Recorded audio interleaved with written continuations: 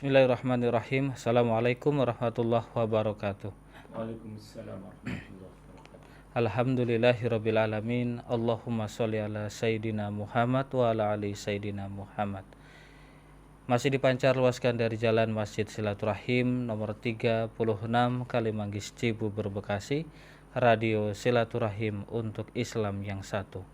Ikhwan dan akhwat yang dirahmati Allah Subhanahu wa taala, bagaimana kabar Anda di sore hari ini? Semoga dalam keadaan sehat walafiat dan selalu dalam lindungan Allah Subhanahu wa taala. Di sore hari ini ikhwan dan akhwat, kembali kita berjumpa dalam program Tafsir Maudhu'i bersama Imamul Muslimin Ustadz Yaqsollah Mansur, edisi hari ini Sabtu di tanggal 3 Rabiul Awal 1443 Hijriah, 9 Oktober 2021. Insyaallah tema yang akan beliau sampaikan kepada kita semua yaitu doa pasti dikabulkan. Telah hadir beliau di tengah-tengah kita. Langsung saja saya menyapa beliau. Assalamualaikum warahmatullahi wabarakatuh, Imam. Waalaikumsalam warahmatullahi wabarakatuh. Sehat Imam ya? Walafiat, alhamdulillah. Mudah-mudahan seluruh pemirsa TV Silaturahim juga pendengar Radio Silaturahim sehat walafiat seperti yang kita rasakan sore hari ini. Baik Imam, terima kasih. Baiklah ikhwan dan akhwat, langsung saja kita akan menyimak pemaparan yang akan beliau sampaikan. Tafadhol Imam. Bismillah. Assalamualaikum warahmatullahi wabarakatuh. Alhamdulillahilladzi wa kafa. Wassalatu wassalamu ala nabil mustafa wa ala alihi wa ashabihi al-mujahidina li'ila'i kalimatillahi al-ulia. Ashhadu an la ilaha illallah wahdahu la syarikalah wa ashhadu anna Muhammadan abduhu wa rasuluh. Ma sya'allahu kan wa ma lam yasha' lam yakun. La haula wa la quwata illa billahil aliyil azim. Amma ba'd. Ikhwan akhwat yang sangat disayang oleh Allah Subhanahu wa taala. Alhamdulillah pada sore hari ini kita kembali dapat bersilaturahim lewat kajian tafsir Maudhu'i. Yang pada sore hari ini kita akan mencoba mentadaburi firman Allah Subhanahu wa taala yang terdapat di dalam surah Al-Mu'min, surah yang ke-40 ayat yang ke-60. Surah ini disebut juga dengan surah Ghafir. Jadi memang nama yang masyhur dari surah ini adalah dua, yaitu surah Al-Mu'min yang terdapat pada ayat yang ke-28 dari surah ini, dan juga surah Ghafir, bukan Al-Ghafir ya, surah Ghafir yang terdapat pada ayat yang ketiga dari surah ini. Surah Ghafir atau surah Al-Mu'min merupakan surah pertama dari 7 surah Hawamim, yaitu surah yang diawali dengan huruf-huruf mutaqati'ah, huruf-huruf yang terputus dalam Al-Quran yang disebut dengan Fawatihus Suwar, yaitu ha dan mim, sehingga disebut dengan surah Hawamim. Surah-surah yang diawali dengan ha dan mim, yaitu surah Hawamim, itu ada 7. Yang pertama adalah surah Al-Mu'min atau Ghafir. Yang kedua surah Fussilat. Yang ketiga surah Asy-Syura. Yang keempat surah Az-Zukhruf. Yang kelima surah Ad-Dukhan. Yang keenam surah Al-Jathiyah. Dan yang ketujuh surah Al-Ahqaf. Ketujuh surah ini diturunkan sebelum hijrah, sehingga disebut dengan surah Makkiyah.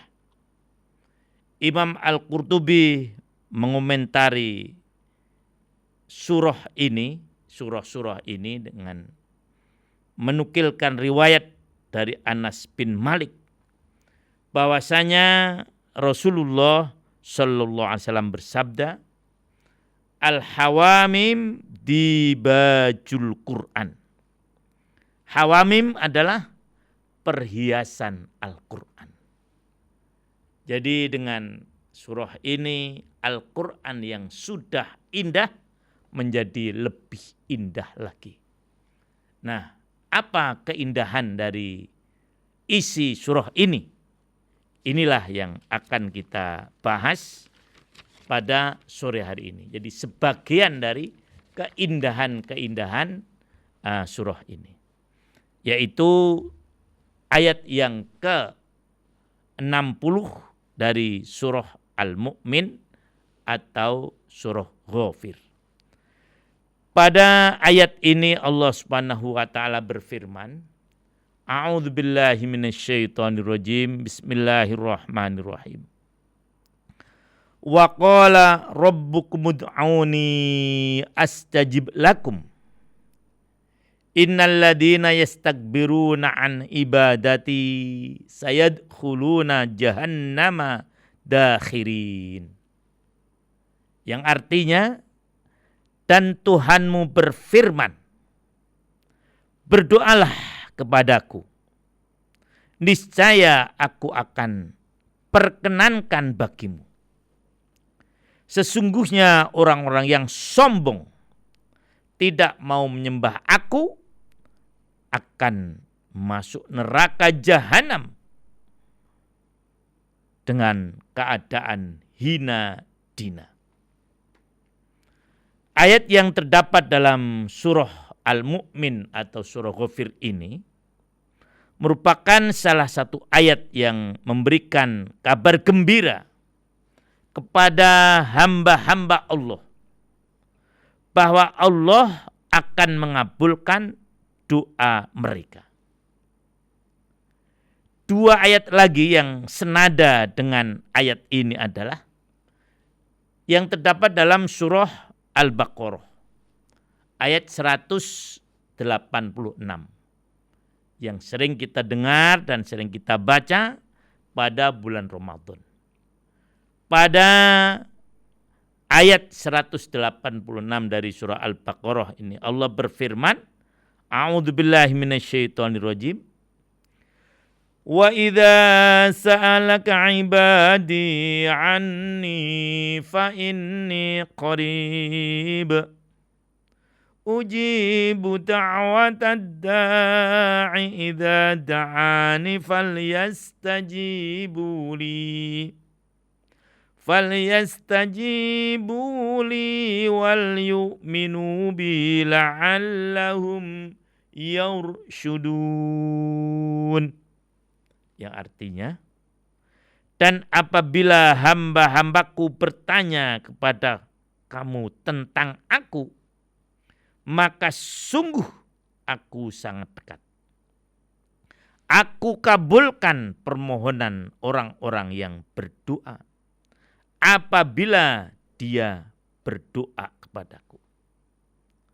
Hendaklah mereka memenuhi perintahku dan beriman kepadaku agar mereka memperoleh kebenaran atau petunjuk. Ini ayat yang kedua yang menjelaskan bahwasanya doa pasti dikabulkan. Oleh karena itu tema dari kajian kita sore hari ini adalah doa pasti dikabulkan. Nah, kemudian pada ayat yang lain yaitu surah Al-Furqan, surah yang ke-25. Pada ujung surah ini Allah menyatakan ayat yang ke-77, Qul ma ya'ba'u bikum rabbi laula du'aukum.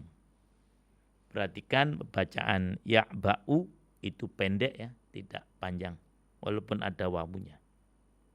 Yang artinya katakanlah, Tuhanku tidak akan, maksud kami Tuhan kita semuanya, tapi di sini maksudnya adalah Tuhannya Nabi Muhammad SAW. Tuhanku, yaitu Tuhan Nabi Muhammad dan Tuhan kita semuanya, tidak akan mengindahkan kamu kalau bukan karena doa kamu. Melalui ayat yang terakhir di dalam surah Al-Furqan ini, Allah memerintahkan Rasulullah Sallallahu Alaihi Wasallam untuk mengingatkan umatnya agar mereka tidak melalaikan doa kepada Allah, sehingga mereka selalu diindahkan, selalu diperhatikan oleh Allah Subhanahu wa ta'ala. Ikhwan akhwat yang sangat disayang oleh Allah Subhanahu wa ta'ala, ketika menafsirkan ayat yang ke-60 dari surah Ghafir ini, Ibnu Katsir menjelaskan begini. Hada min fadlihi tabaraka wa ta'ala wa karamihi annahu naddaba ibadahu ila du'aihi wa takaffala lahum bil ijabah. Yang artinya ini merupakan sebagian karunia dan kemurahan Allah Subhanahu wa ta'ala. Dia menganjurkan hamba-hambanya untuk berdoa kepadanya, dan dia Allah menjamin akan mengabulkan doa mereka.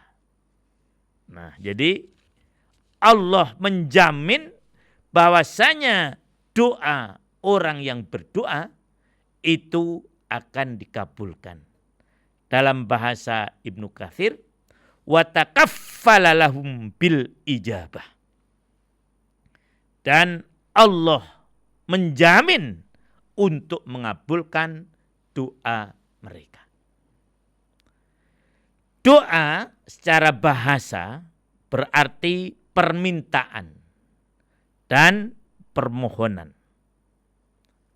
Apabila dilihat dari perspektif ilmu usul fikih, doa adalah permintaan dari yang ada di bawah kepada yang ada di atas.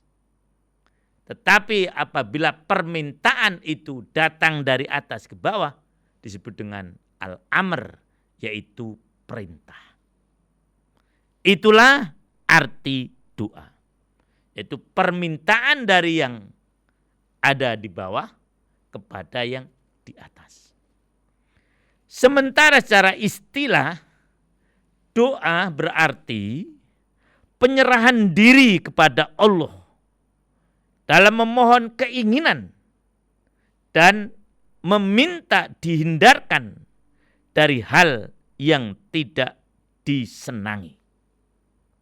Sekali lagi, pengertian doa menurut para ulama adalah penyerahan diri kepada Allah dalam memohon keinginan dan meminta dihindarkan dari hal yang tidak disenangi.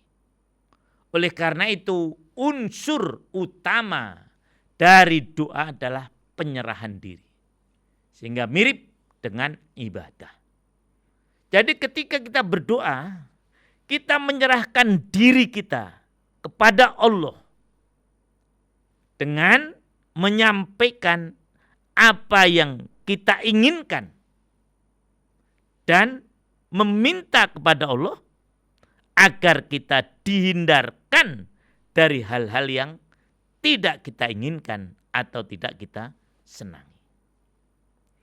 Rasulullah Shallallahu Alaihi Wasallam dalam riwayat At-Tirmidzi menyatakan, ad-du'a mukhul ibadah. Doa adalah inti dari ibadah. Mukh itu arti aslinya adalah otak. Nah, ketika menjelaskan hadis ini diriwayatkan oleh At-Tirmidzi, Ibnul Arabi menjelaskan begini. Dengan nyawa, anggota tubuh menjadi kuat atau hidup. Begitu juga doa. Dia merupakan jiwa atau nyawa bagi ibadah. Dengannya, artinya dengan doa, ibadah seorang hamba menjadi kuat karena dia adalah ruh atau jiwa bagi ibadah. Jadi agar ibadah ini menjadi kuat, maka hendaknya selalu dibarengi dengan doa. Doa adalah manifestasi dari ketidakberdayaan seorang hamba yang selalu memerlukan atau membutuhkan bantuan kepada Allah Subhanahu wa taala. Karena itu Allah sangat mencintai orang yang konsisten dalam berdoa. Jadi orang yang banyak berdoa itu adalah orang yang sangat dicintai oleh Allah Subhanahu wa taala.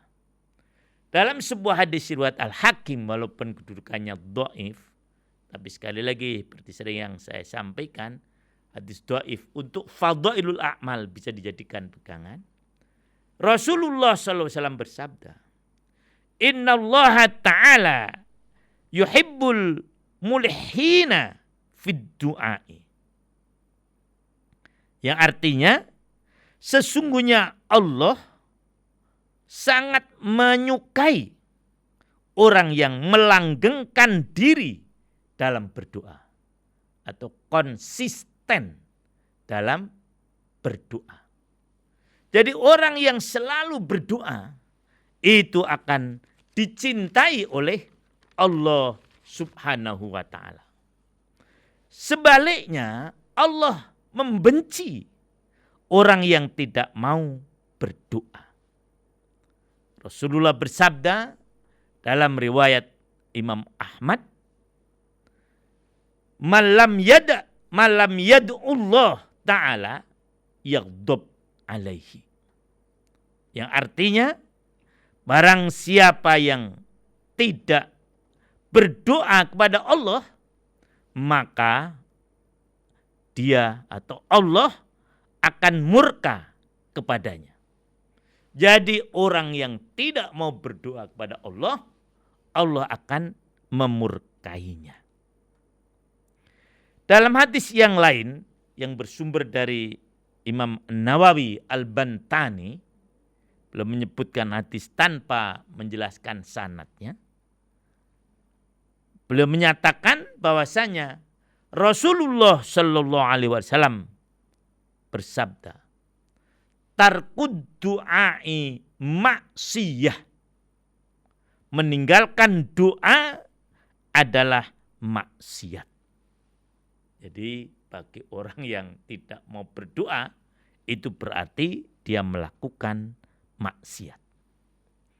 Nah, pada ayat yang sedang kita renungkan ini, yaitu sekali lagi saya ingatkan, kita sedang mentadabburi atau merenungkan firman Allah surah Ghafir atau surah Mukmin ayat yang ke-60. Menurut Ibnu Katsir, kembali menurut beliau,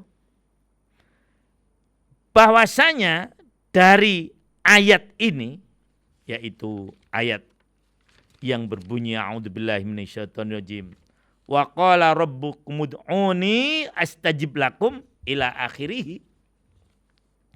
Di sana ada dua makna utama yang dapat ditangkap. Apa itu? Yang pertama, perintah Allah kepada manusia agar berdoa kepadanya. Niscaya Allah akan mengabulkan doa tersebut sesuai dengan kehendaknya. Ini kandungan yang pertama. Yang kedua,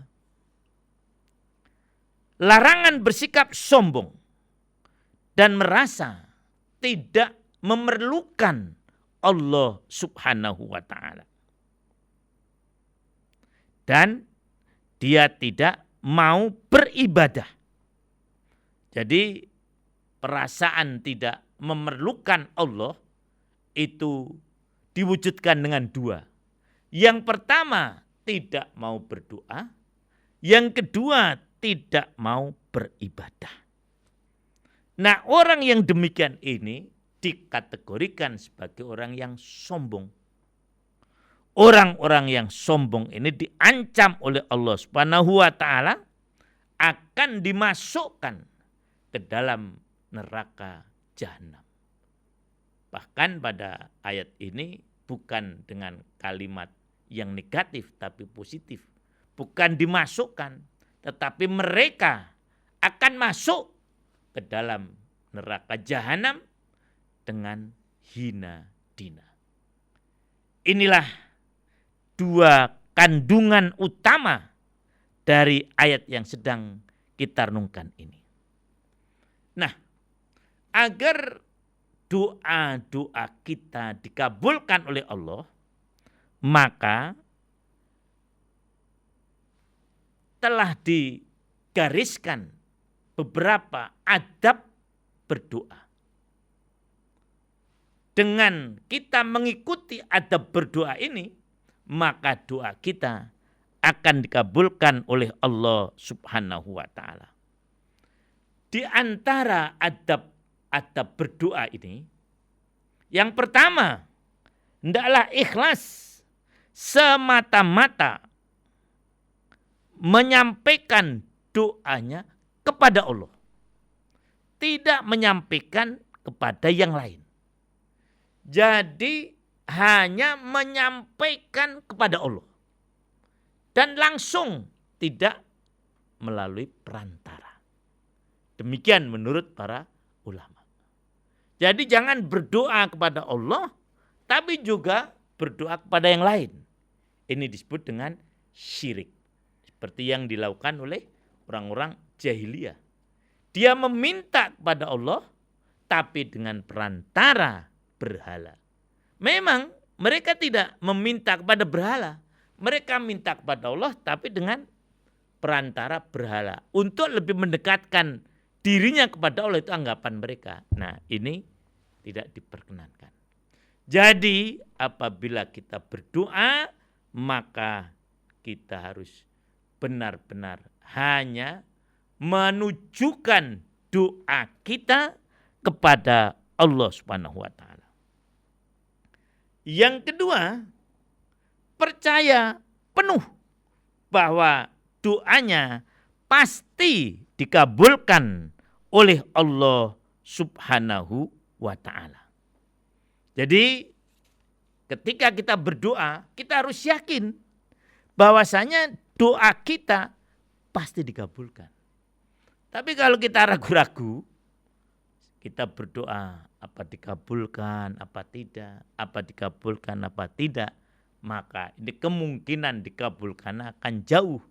Karena Allah selalu bersama persangkaan hambanya. Dalam hadis qudsi yang sering saya sampaikan, ana ma'a inda zonni abdi bi.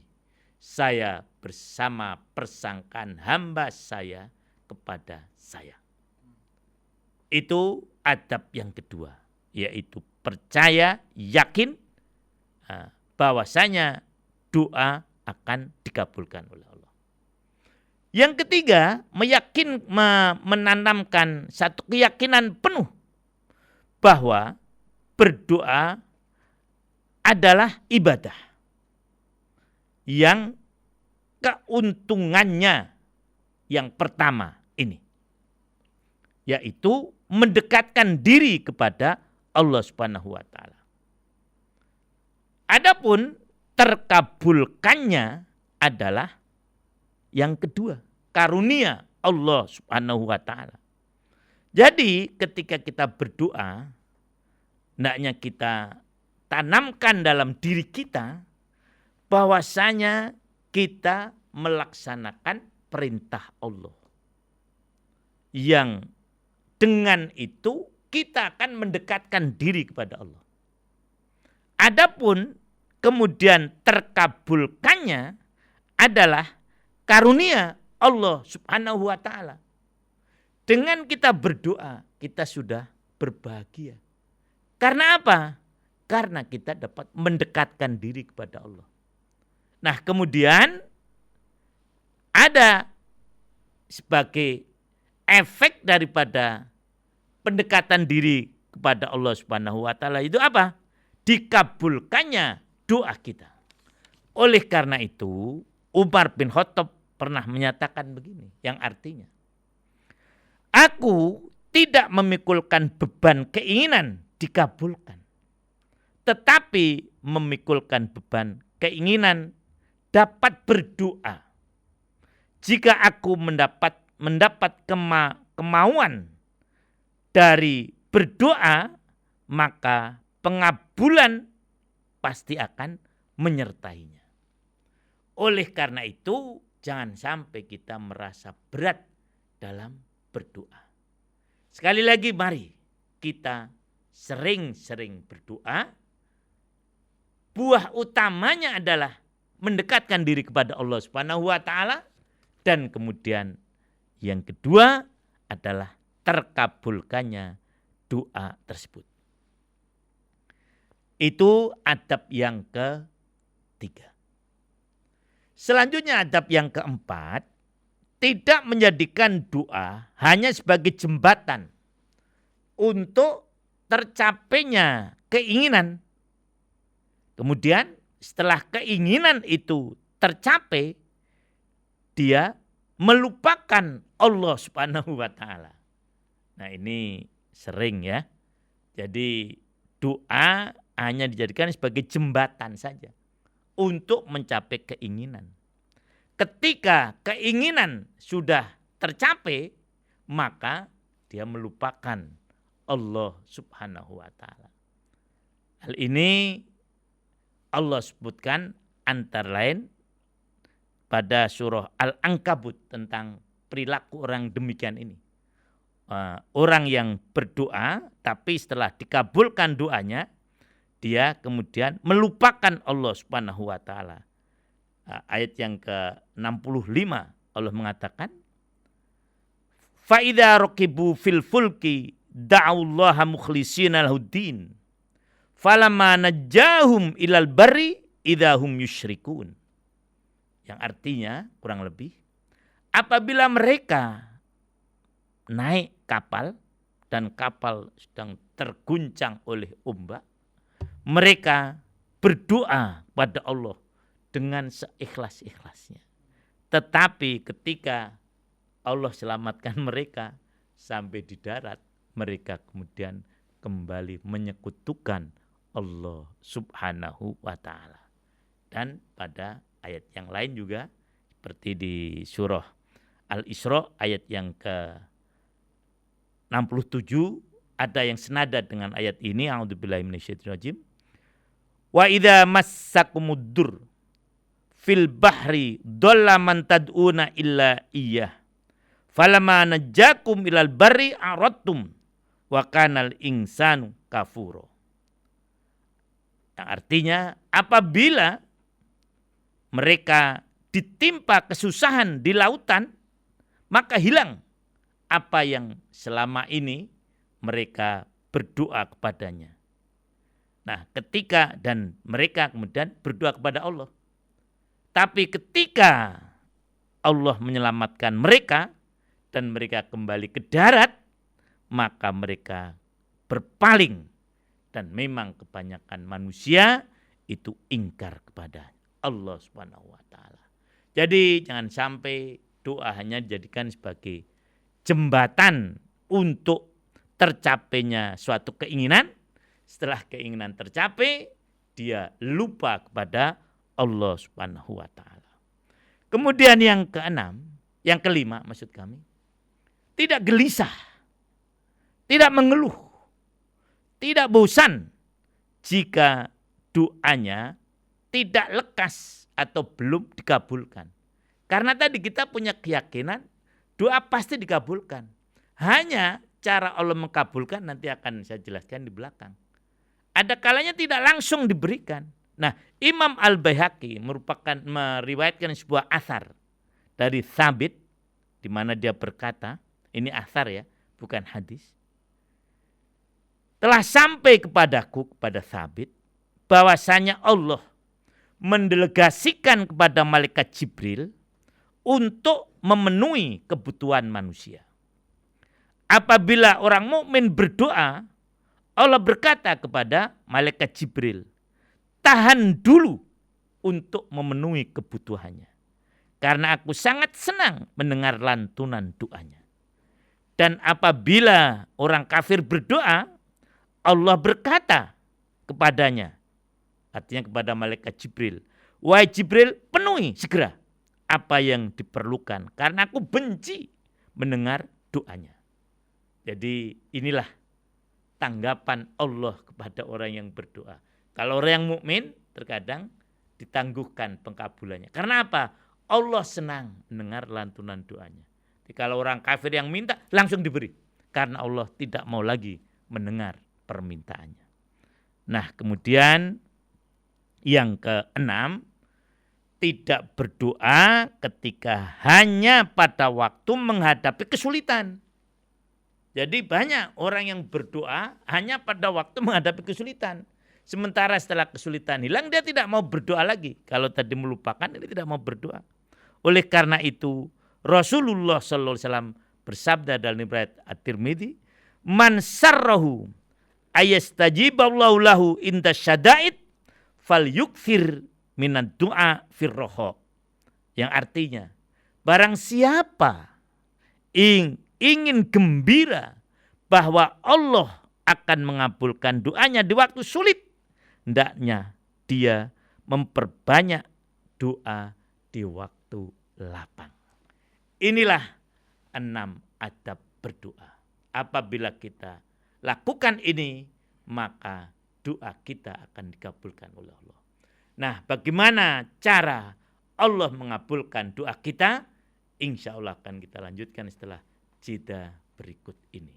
Baik, Imam. Terima kasih banyak atas pemaparannya di sore hari ini. Ikhwan dan akhwat, demikian tadi pemaparan yang telah Imam sampaikan tentang doa pasti dikabulkan. Jadi jangan pernah ragu untuk berdoa, tergantung nanti Allah mengabulkannya di mana, begitu Imam ya? Ya, dan bagaimana? Dan bagaimana?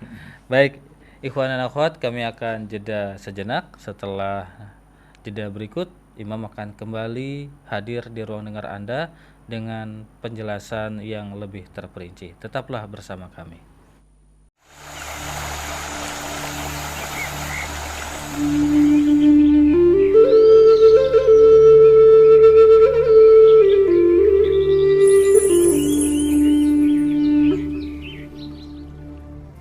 Radio Silaturahim untuk Islam yang satu. Ikhwan dan akhwat yang dirahmati Allah Subhanahu wa taala. Terima kasih Anda masih bersama kami dalam program Tafsir Maudhu'i bersama Imamul Muslimin Ustadz Yaqsollah Mansur. Tema kita doa pasti dikabulkan. Dan akan ada pembahasan kembali yang akan beliau sampaikan. Tafadhol Imam. Ikhwan akhwat yang sangat disayang oleh Allah Subhanahu wa taala. Jadi apabila kita berdoa dengan adab-adab yang sebagian tadi sudah disebutkan, maka doa kita akan dikabulkan oleh Allah Subhanahu wa taala. Walaupun ada juga yang secara teknis ya, misalnya kita berdoa sebaiknya dengan memulai dengan hamdalah, kemudian kita dalam berdoa itu dengan membaca sholawat dan sebagainya, itu teknisnya. Tapi utamanya tadi, 6 tadi. Nah, mungkin juga ada yang lain ya, bisa saja ditambahkan di situ karena Saya hanya mengumpulkan sebagian dari adab doa yang disampaikan oleh para ulama ya kepada kita semuanya. Sebagian saja itu tadi. Nah, kemudian apabila doa kita lakukan dengan adab yang sebagian sudah disebutkan tadi, maka doa kita akan dikabulkan oleh Allah. Nah, bagaimana cara Allah mengabulkan doa? Cara Allah mengabulkan doa ada 6. Yang pertama, dengan memberi apa yang diminta. Jadi ketika orang berdoa, dapat saja sesuai dengan kehendak Allah. Allah langsung memberi yang diminta. Jadi tidak ditunda-tunda. Ini yang pertama. Mungkin ini yang paling kita inginkan. Dan kalau kita langsung dikabulkan, biasanya kita kemudian bergembira, bahagia. Itu tidak salah. Tetapi ada lagi cara pengkabulan yang kedua. Bukan berarti doa kita ditolak. Maka sejak awal sudah kita sampaikan doa pasti dikabulkan. Cara yang kedua adalah dengan diganti dengan yang lebih baik. Karena apa? Allah Maha tahu apa yang lebih sesuai dengan manusia. Maka terkadang Allah mengganti doa manusia dengan yang lebih baik, yang lebih sesuai dengannya. Jadi kemungkinan apa yang kita pandang baik oleh Allah belum tentu baik. Apa yang kita pandang buruk belum tentu Allah pandang buruk. Nah, Allah akan berikan kepada kita yang sesuai dengan kita. Sehingga apa yang kita mintakan kepada Allah diganti yang lebih baik dan lebih sesuai dengan kita. Kadang-kadang memang kita ada unsur, ingat ya, doa itu tidak memaksa Allah. Tapi seperti saya sampaikan, doa adalah ibadah. Asal sudah berdoa, sudah. Nanti Allah jamin akan dikabulkan. Nah, oleh karena itu jangan sampai kita dalam berdoa itu memaksa Allah. Alaha yang dikatakan dalam hadis disebutkan adalah konsisten, tidak dalam arti memaksa. Hilangkan dalam jiwa kita ketika kita berdoa punya perasaan untuk mengharuskan Allah mengabulkan doa apa yang kita minta. Yakin betul bahwasanya doa itu akan dikabulkan Allah, tapi memaksa Allah tidak. Ini yang kedua. Kemudian yang ketiga, menolak bencana. Jadi manusia sering atau bahkan banyak ya, tidak tahu bencana yang akan menimpa. Karena memang yang saya maksudkan yang akan datang, apa yang akan menimpa kita. Sehingga kita tidak berdoa untuk dihindarkan dari bencana itu. Kita meminta doa atau kita berdoa dengan yang lain. Nah, doa yang kita minta tidak dikabulkan oleh Allah, tetapi Allah kabulkan dengan bentuk yang lain. Dengan cara apa? Kita diselamatkan dari bencana. Walaupun kita sebelumnya tidak meminta. Karena memang kita tidak tahu. Kita minta anak kita lulus, misalnya lulus ujian. Nah, yang ini tidak dikabulkan. Tetapi Allah ganti kita selamat dari bencana. Misalnya kita akan naik pesawat, kemudian Allah menyelamatkan kita terlambat sehingga kita tidak jadi naik pesawat itu, dan kemudian ternyata pesawat yang kita naiki kemudian jatuh. Nah, Allah selamatkan kita dari bencana itu, padahal tadi kita minta supaya anak kita lulus ujian atau yang lain. Nah, jadi itulah wujud doa, pengkabulan doa dari Allah yang ketiga. Kemudian yang keempat itu memberikan ketentraman hati para ikhwan semuanya. Jadi setelah kita berdoa, hati kita menjadi tentram. Itulah sebagian dari pengkabulan doa Allah Subhanahu wa taala. Imam Ja'far As-Shadiq, salah satu dari cucu Rasulullah Sallallahu Alaihi Wasallam, pernah ditanya, apa tanda dikabulkannya doa? Beliau menjawab, ketentraman hati.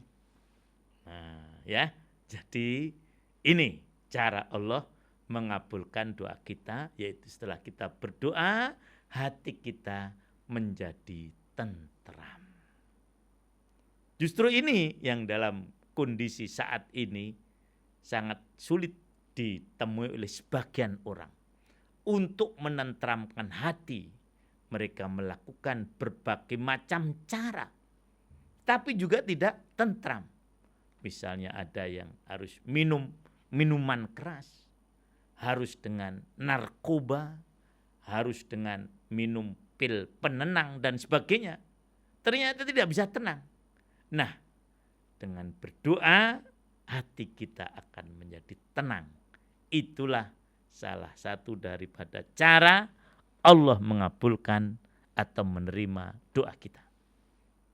Kemudian yang kelima, menunda sampai di hari kiamat atau nanti di akhirat.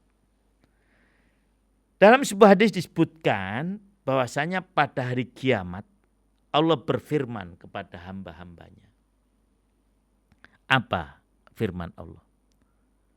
Aku punya hutang kepada kalian. Jadi ada orang-orang tertentu yang oleh Allah diajak berbicara. Betapa mulianya orang ini. Betapa bahagianya orang ini. Diajak berbicara oleh Allah Subhanahu wa taala. Kata Allah, aku punya hutang kepada kalian. Nah, hambanya yang tadi diajak bicara oleh Allah mengatakan, bagaimana mungkin engkau ya Allah memiliki hutang kepadaku?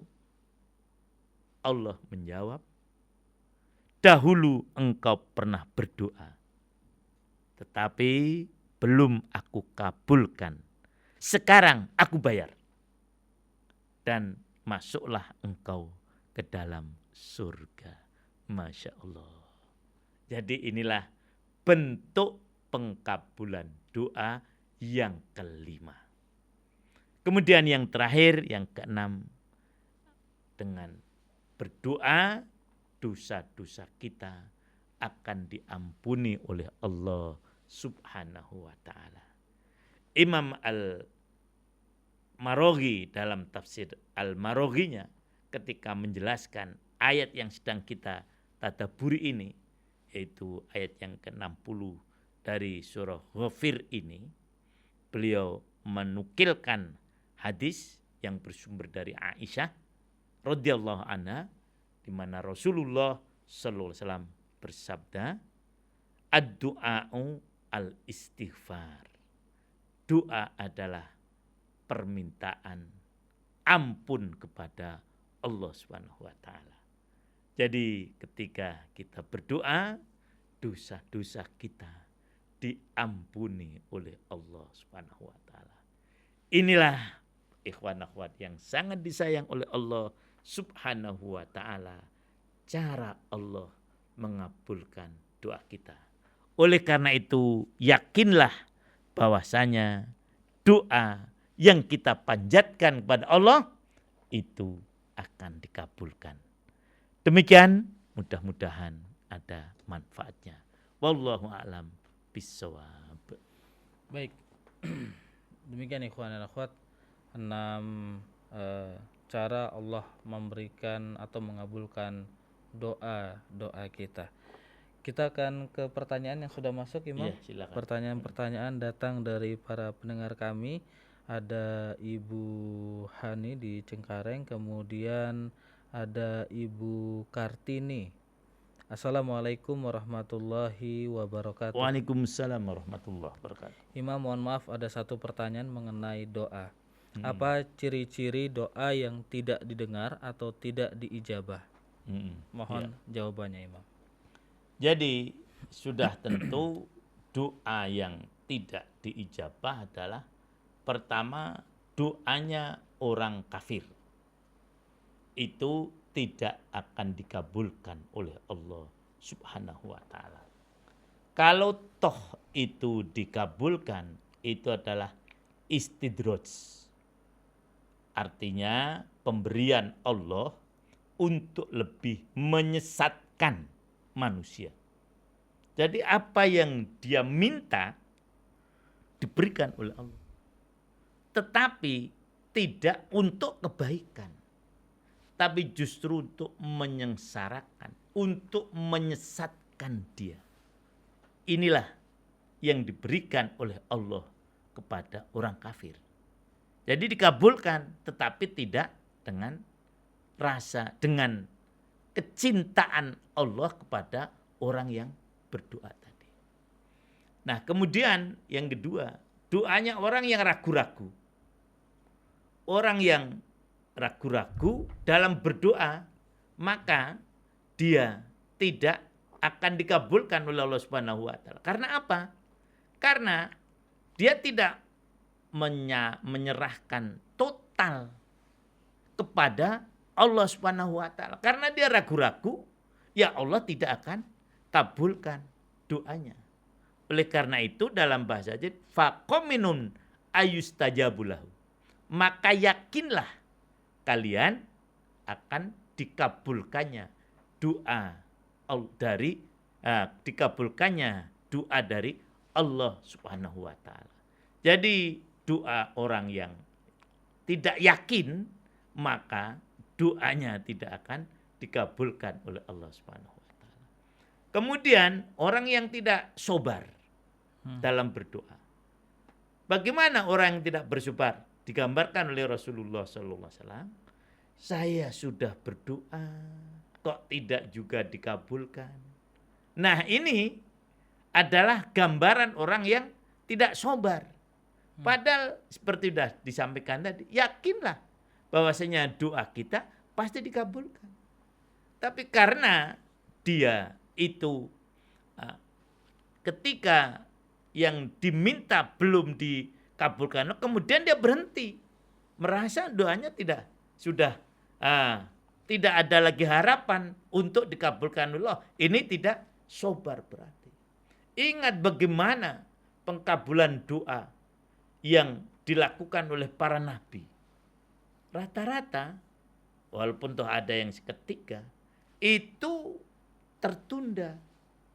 Bahkan doanya, gambaran sebagai yang sering disampaikan oleh para ulama. Doanya Nabi Ibrahim alaihissalam. Di mana Nabi Ibrahim minta agar di tanah Arab itu nanti dikirim seorang Rasul. Doa itu dikabulkan setelah ribuan tahun kemudian.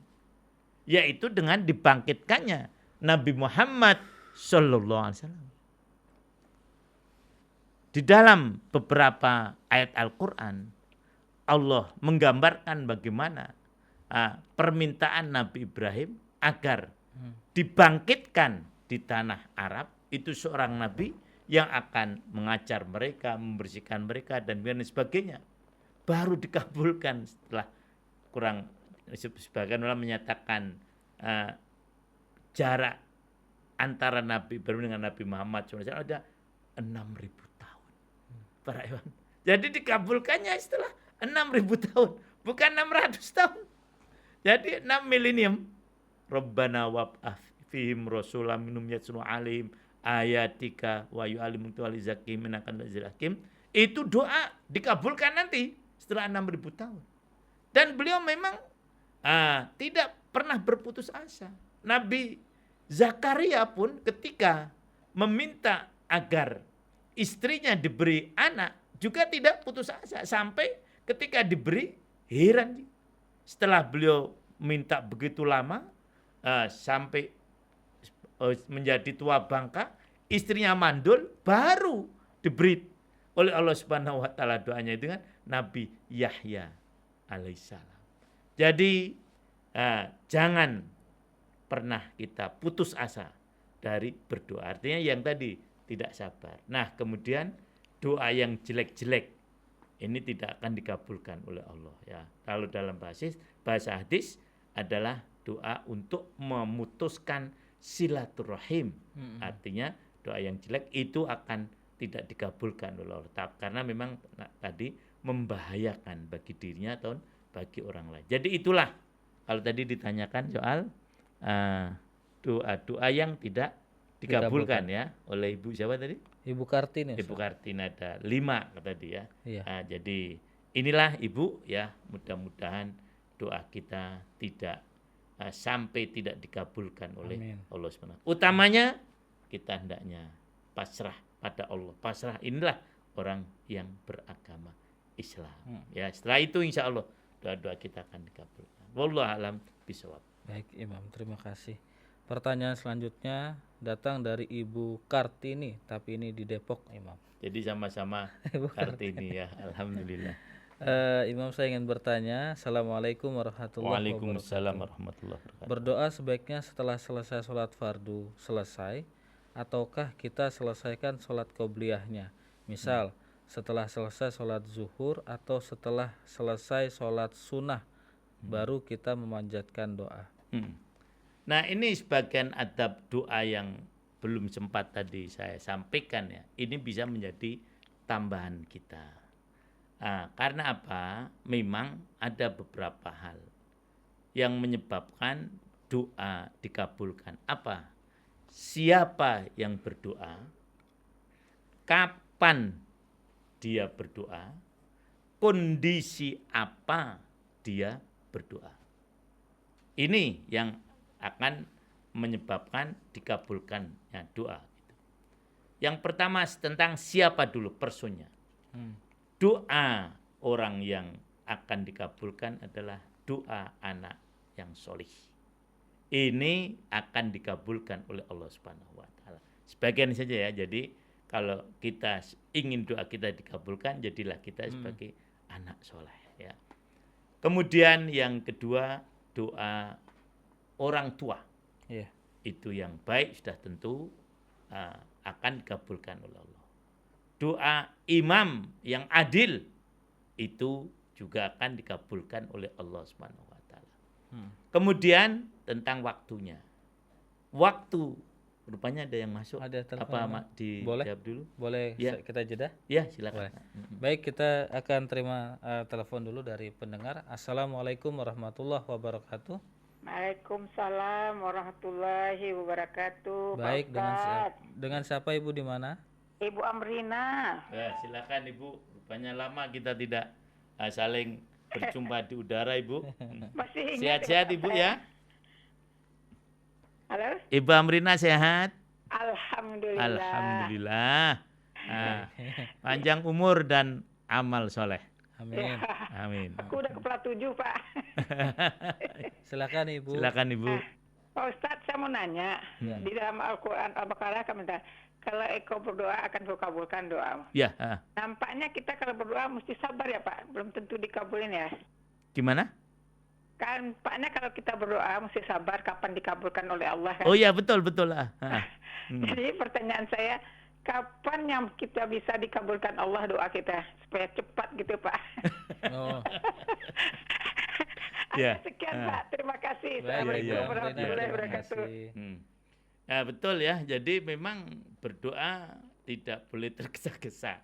Kan tadi sudah disampaikan kita berdoa tidak memaksa Allah Subhanahu wa taala. Tapi yakinlah bahwasanya doa kita dikabulkan oleh Allah. Tadi gambaran-gambaran para nabi yang berdoa itu tidak langsung oleh Allah dikabulkan. Doanya Nabi Ibrahim dikabulkan ketika meminta Nabi Muhammad SAW itu setelah 6.000 tahun. Doanya Nabi Zakaria setelah beliau itu tua, setelah istrinya mandul dan sebagainya dan sebagainya. Jadi memang Ibu ya kita tidak boleh tergesa-gesa dalam berdoa ya. Tapi yakin bahasanya doa kita dikabulkan. Nah, kembali pada tadi Iya. Ibu Kartini tadi ya. Betul. Ini insya Allah nanti juga akan menjawab juga dari Ibu siapa tadi? Ibu Amrina. Ibu Amrina ya itu ini. Tadi tentang siapa ya. Siapa yang doanya dikabulkan oleh Allah Subhanahu wa taala. Pertama adalah anak yang soleh ya. Kemudian orang tua sudah tentu ya. Jadi maka harap hati-hati ya dengan ucapan kita kepada anak-anak kita. Kemudian doa imamun adilun, orang yang adil ya, imam yang adil. Itu doanya akan dikabulkan oleh Subhanahu wa taala. Kemudian tentang waktu. Nah, waktu berdoa yang terbaik adalah di 2/3 malam. Ya. Karena pada waktu itulah Allah turun. Kita tidak dapat menggambarkan bagaimana turunnya Allah Subhanahu wa taala ya. Yang seperti aliran Mujassima dan sebenarnya Allah turun sebagaimana manusia turun dari raja turun dari singgasana. Sudah kita serahkan aja bahasanya Allah memang turun. Ya itu ini. Nah, dari langit ke bumi dengan menyatakan, wahai siapa yang berdoa pada saat ini, maka saya akan kabulkan doanya. Ya, jadi pertama adalah waktu 2/3 malam. Yang kedua adalah pada waktu bainal azan wal iqamah.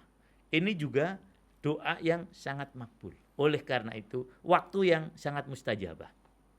Oleh karena itu dalam doa dalam waktu-waktu ini hendaknya banyak digunakan ya, jangan kemudian digunakan untuk berdoa. Jangan kita gunakan untuk ngobrol ke sana kemari ya.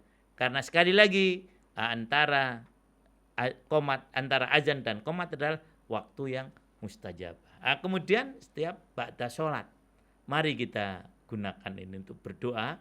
Karena setelah ba'da sholat maktubat, ba'da sholat wajib, itu doa kita akan dikabulkan oleh Allah Subhanahu wa taala. Kemudian situasinya, kapan doa kita dikabulkan adalah pada waktu kita berpuasa, ketika kita akan futur, ketika akan berbuka atau akan sahur, maka itulah waktu doa dikabulkan oleh Allah Subhanahu wa taala. Kemudian dalam kondisi kita dizolimi, orang yang dizolimi itu doanya akan dikabulkan oleh Allah Subhanahu wa taala. Seperti dulu sudah pernah saya sampaikan, tidak ada hijab, tidak ada pembatas antara dia dengan Allah Subhanahu wa taala. Allah akan kabulkan dalam kondisi apapun juga ketika dia dizolimi. Maka hati-hati, jangan sampai kita menzolimi orang. Pasti doa yang kita zolimi akan dikabulkan oleh Allah Subhanahu wa taala. Banyak orang-orang yang merasakan semacam itu. Ketika dia dizolimi kemudian berdoa, orang yang menzoliminya akhirnya mendapatkan apa yang didoakan oleh orang yang dizolimi.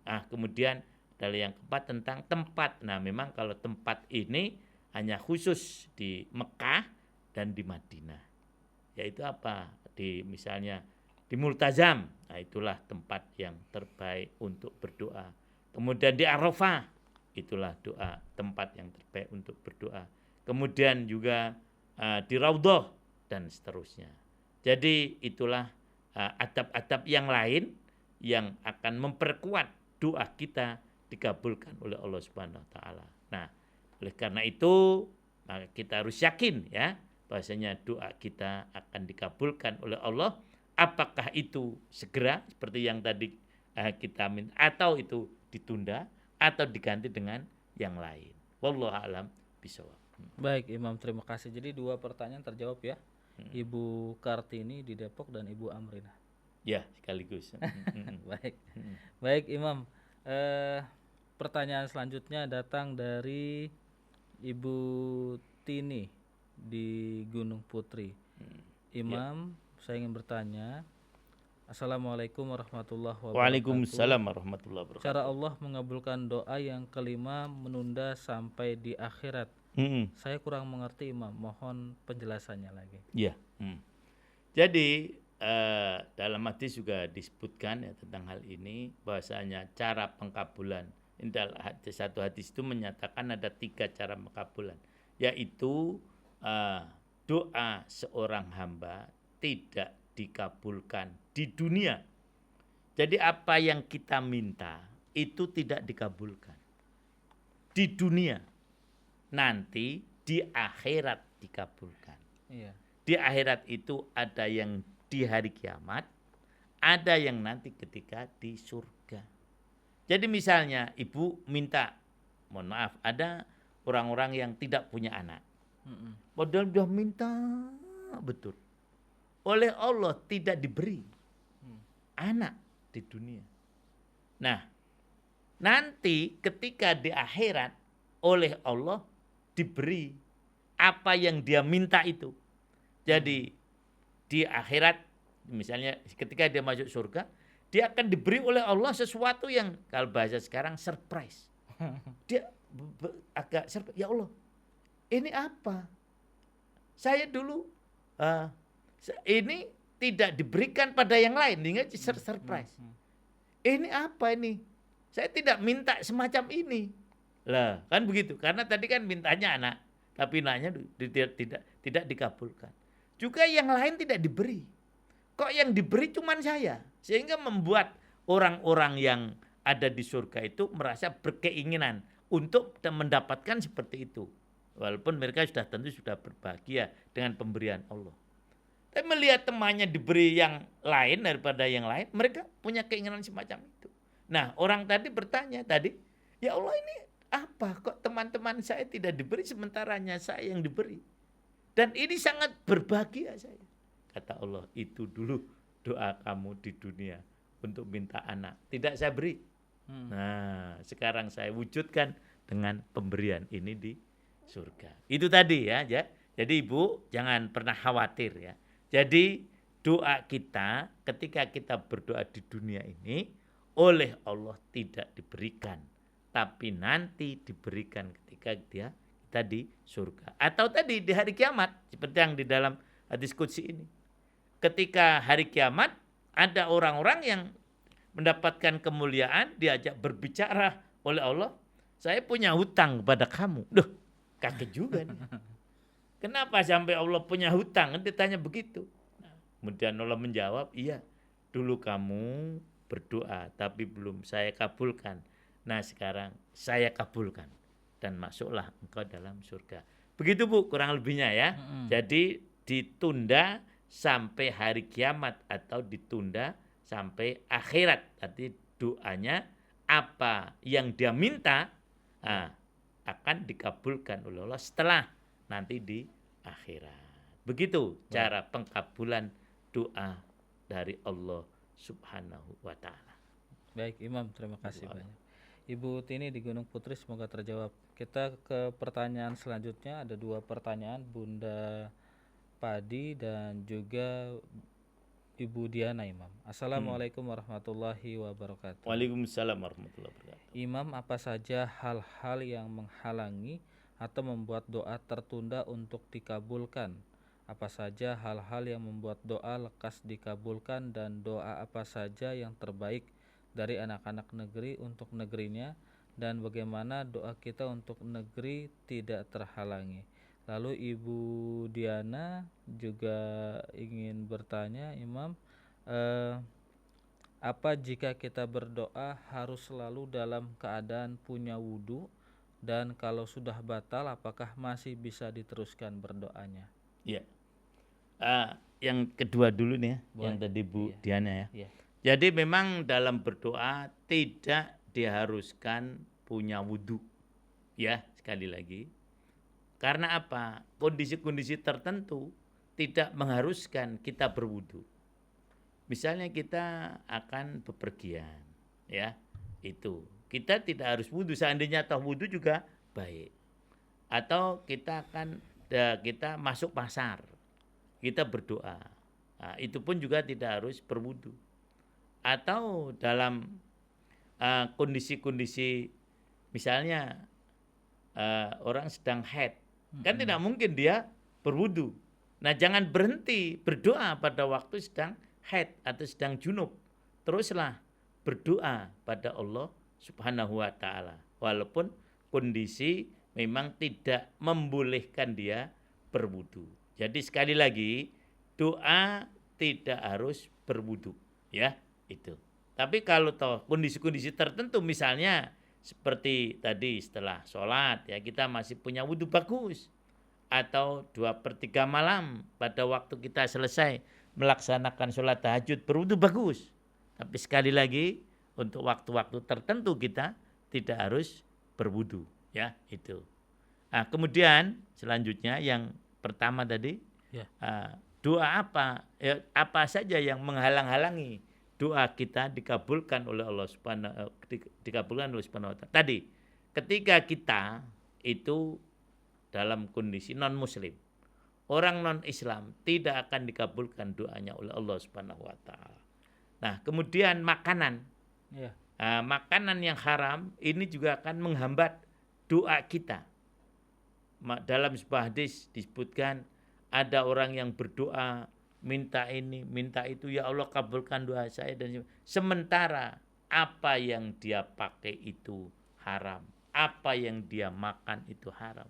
Maka Rasul mengatakan, fa'anna yustajabu lahu, maka bagaimana doanya akan dikabulkan oleh Allah Subhanahu wa ta'ala. Itulah yang penghambat doa, karena dia makan yang haram, pakaiannya haram. Artinya begini, banyak melakukan kemaksiatan. Walaupun dia muslim, tapi ketika dia banyak maksiat, maka doanya akan terhambat, tidak akan dikabulkan oleh Allah Subhanahu wa taala. Dan doa apa yang terbaik, ya? Doa yang terbaik adalah doa yang meminta kebaikan dunia dan akhirat. Jangan minta sesuatu yang sifatnya itu materi. Nah, itu kurang pas, ya, walaupun toh boleh. Jadi minta sesuatu yang sifatnya adalah imateri, yang akan menenteramkan tadi psikologi. Jangan hanya minta hal yang bisa dinikmati seketika.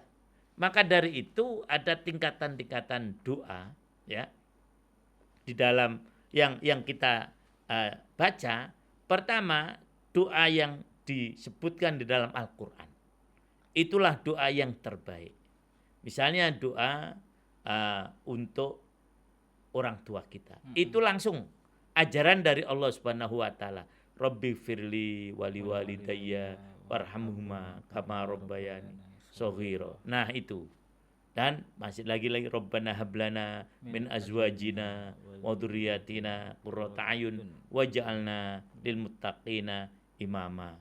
Rabbana afrigh alaina sabra wa tsabbit aqdamana wansurna 'alal qaumil kafirin, dan seterusnya, ya. Itu yang pertama, doa yang diajarkan oleh Allah Subhanahu wa taala.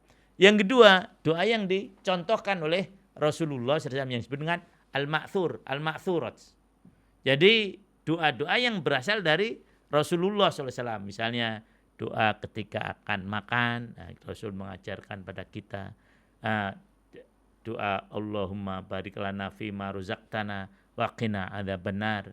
Kemudian doa setelah selesai makan juga Rasul mengajarkan pada kita semuanya, alhamdulillahilladzi razaqani hada min ghairi khalin minni wala quwwah. Doa ketika akan tidur Rasul ajarkan pada kita, bismikallahumma ahya bismika amut. Kemudian bangun tidur, alhamdulilladzi ahyana ba'dama amatana wa ilaihin nusyur. Memang sebaiknya ini dihafalkan, walaupun tidak satu keharusan, ya. Jadi itulah yang kedua, yaitu doa yang diajarkan oleh Rasulullah sallallahu alaihi wasallam. Kemudian yang ketiga, doa yang diajarkan oleh para ulama, ya, salafus sholih, pada kita semuanya. Nah, kemudian kita tiru doa dari para ulama itu. Kemudian yang terakhir adalah doa yang dari kita sendiri, karena memang kita punya keinginan tertentu, kemudian kita anggap di Quran belum ada, kemudian di hadis juga tidak ada, para ulama dengan tidak mengajarkan. Kemudian kita doa untuk apa yang kita perlukan dengan apa yang kita minta, ya. Itu. Nah, untuk negeri ini sudah tentu kita minta agar negeri ini menjadi baldatun thayyibatun wa rabbun ghafur, ya. Itu doa untuk negeri yang terbaik yang diajarkan oleh Allah, dan ini memang ada di dalam Al-Qur'an, ya. Dan kita berharap memang negeri ini thayyibah. Thayyibah itu baik ya, baik yang bisa dirasakan oleh semuanya. Yaitu kemudian yang kedua, ini doa memang sangat bagus. Baldatun thayyibatun wa rabbun ghafur. Dan penduduknya itu diampuni dosa-dosanya oleh Allah Subhanahu wa taala. Menggambarkan negeri Sabah yang dulu di sana ada Ratu Balqis dan kemudian juga Nabi Sulaiman alaihissalam. Jadi doa negeri Sabah karena memang penduduknya itu semuanya atau mayoritas berperilaku baik, akhirnya bisa menjadi negeri yang makmur, ya. Tetapi ketika penduduknya banyak melakukan kemaksiatan, dihancurkan oleh Allah Subhanahu wa taala. Mari kita berdoa untuk negeri ini agar negeri ini menjadi negeri yang thayyibah, yang penduduknya diampuni oleh Allah Subhanahu wa taala. Itu tadi tentang doa yang baik, ya. Allah bisa. Baik, kita ke pertanyaan terakhir, Imam. Silakan. Baik. Assalamualaikum warahmatullahi wabarakatuh. Waalaikumsalam warahmatullahi wabarakatuh. Saya pernah dari Pak Iskandar, mohon maaf di Cengkareng. Iya. Saya pernah mendengar orang yang mendoakan orang lain tanpa orang itu tahu kalau didoakan adalah lebih baik. Apakah itu benar, Imam? Dan pertanyaan selanjutnya, Imam, ini mungkin saya ingin bertanya, saya tergelitik. Allah Maha Lembut dan Allah Maha mengetahui segala isi hati kita dan kebutuhan kita. Lalu kenapa kemudian kita masih diminta untuk berdoa kepadanya, sedangkan Allah itu Maha tahu apa kebutuhan kita? Itu Imam menjadi pertanyaan terakhir. Mohon maaf, Imam. Ini doa pertanyaan terakhir, tapi sebetulnya ada perlu penjelasan panjang sebetulnya, ya. Begitu ingin aja. Karena memang itu filosofi, ya. Seperti tadi saya sampaikan, bahasanya doa ini adalah menunjukkan kepasrahan diri kita kepada Allah Subhanahu wa taala. Allah Maha tahu kok. Ya itu. Kalau kita perlu ini, perlu itu, ya Allah Maha tahu. Tetapi sebagai wujud kita ini sebagai seorang hamba dan pengakuan kita kepada Allah Subhanahu wa taala, maka kita minta kepada Allah Subhanahu wa taala. Ibarat begini, ini contoh yang mungkin tidak pas sekali, ya. Orang tua kita tahu kok. Nah, kalau kita ini perlu, kan begitu. Misalnya Mas Agus kehabisan uang, kan gitu misalnya, ya. Allah tahu, ini dilihat dari gelagatnya ini, wah ini sebetulnya tidak punya uang ini. Nah, ditunggu oleh orang tua. Nah, sudah tahu sebetulnya, kan orang tua tahu nih. Kalau tidak udah dikasih aja. Tapi orang tua ingin melihat bagaimana nih sebetulnya kepasrahan dia pada saya. Nah, setelah kita sampaikan, orang tua senang. Dengan kita minta pada orang tua senang. Oh, ini berarti masih mengakui saya ini sebagai orang tua. Maka tadi di ujung ayat yang sedang kita renungkan, Allah menjelaskan innal ladzina yastakbiruna an ibadati sayadkhuluna jahannama dakhirin. Orang-orang yang tidak mau berdoa itu tanda orang sombong. Dia tidak merasa butuh kepada Allah Subhanahu wa taala. Dan orang-orang ateis lah, orang-orang komunis itu tidak perlu berdoa karena memang mereka tidak mengakui adanya Tuhan. Nah, inilah yang disebut dengan sombong. Orang begini inilah yang akan masuk ke dalam neraka jahanam dengan hina dina. Nah, kemudian yang sebelum pertanyaan Mas Agus tadi, Pak Iskandar, betul, itu namanya doa bidzikril ghaib.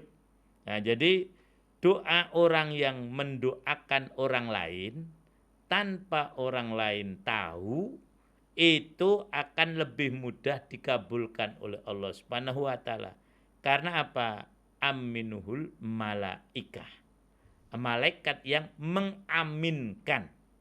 Jadi apabila orang berdoa kepada orang yang tidak ada di depannya, itu namanya gaib, ya. Kemudian dia meminta kepada Allah untuk kebaikan orang tadi, maka malaikat yang akan mengaminkan doanya. Oleh karena itu sering-seringlah mendoakan orang-orang yang tidak ada di depan kita. Makanya sering kita mendoakan rakyat Palestina, ya, agar mereka itu segera diberikan kemerdekaan oleh Allah Subhanahu wa taala. Amin. Sekali lagi, ya, kita tidak memaksa. Allah Maha tahu sebetulnya memerdekakan bangsa Palestina sekarang saja bisa, Tapi Allah Maha tahu ini kapan waktunya ya. Seperti saya yakin dulu pada waktu kita dijajah oleh Belanda, para sesepuh kita selalu berdoa. Tapi baru dikabulkan oleh Allah Subhanahu wa taala pada 17 Agustus 45. Allah Maha tahu itu. Juga kita mendoakan ikhwan-ikhwan kita Uighur di Cina yang memang kondisinya belum dalam kondisi baik seperti kita di Indonesia ini, kita doakan. Nah, itu nanti yang mengampinkan ada malaikat. Kita doakan anak kita yang mungkin sedang merantau ya. Itu kita doakan terus, maka akan diaminkan oleh malaikat. Oleh karena itu, ini kata sebagian orang, wallahu a'lam, perantau itu lebih banyak suksesnya. Betul nggak? Betul, biasanya begitu. Karena apa? Doa dari orang tuanya yang bidzikril ghaib tadi. Iya. Nah, sehingga malaikat akan mengaminkan. Nah, semacam itu. Bukan berarti kalau yang tidak merantau tidak sukses, bukan begitu ya. Iya, Tapi memang perantau ini biasanya ya suksesnya lebih mudah. Karena apa? Dia didoakan dengan bahasa hadis bidzikril ghaib, mendoakan orang dengan menyebutkan yang tidak ada di hadapannya. Doa itu diaminkan oleh para malaikat. Demikian ikhwan akhwat yang sangat disayang oleh Allah Subhanahu wa taala, kajian kita pada sore hari ini yaitu surah Al-Mu'min atau surah Ghafir ayat 60 yang menjelaskan tentang doa pasti dikabulkan. Mudah-mudahan kita bisa memahaminya. Baik Imam, terima kasih banyak, jazakallah khairan katsiran atas semua penjelasan, dan kami juga mohon maaf kepada para pendengar kami yang sudah mengirimkan pertanyaan namun karena keterbatasan waktu belum sempat dijawab oleh Imam. Ada Ibu Tia di Sawangan Depok, kemudian Ibu Sanem, lalu ada Bapak Abdul Muas di Batam, Ibu Titik, lalu Bapak Johar di Kalideres, Bapak Herman, Ibu Eti, Rustam Mintuo, dan terakhir Bapak Ahmad. Ada 8 pertanyaan Imam. Masih. Ya, masih banyak juga ya. Mohon maaf kepada semuanya, tapi insya Allah dengan pertanyaan yang disampaikan tadi sudah dicatat oleh Allah Subhanahu wa taala, mudah-mudahan pada kesempatan lain kita bisa memberikan penjelasan ya. Baik. Demikian. Juga ada pertanyaan di YouTube Ibu Novena Putri Susana. Begitu ya. Ini juga belum sempat terjawab. Kami ada 9 berarti, Pak. Iya, ada 9 Jadi, ya. Mohon maaf kepada semuanya, kami juga ucapkan terima kasih. Karena waktu. Betul. Ya. Kami juga ucapkan terima kasih kepada para pendengar Rasil TV yang sudah menyimak lewat YouTube Rasil TV. Ada Bapak Yakub Firdaus, Ibu Diansah Munirah, lalu ada Masjid Darussalam Kota Wisata begitu hadir juga menyimak, dan Ibu Mariani Sangguru. Terima kasih banyak. Akhirul kalam, ikhwan dan akhwat, kami mohon undur diri, mohon maaf atas segala khilaf dan salah. Saya Abi Agus Atep, juga ada Hafid Al Floresi, mohon undur diri. Bila subhanakallahumma wa bihamdika asyhadu alla ilaha illa anta astaghfiruka wa atubu ilaik. Ila liqa billahi taufik wal hidayah. Wassalamualaikum warahmatullahi wabarakatuh.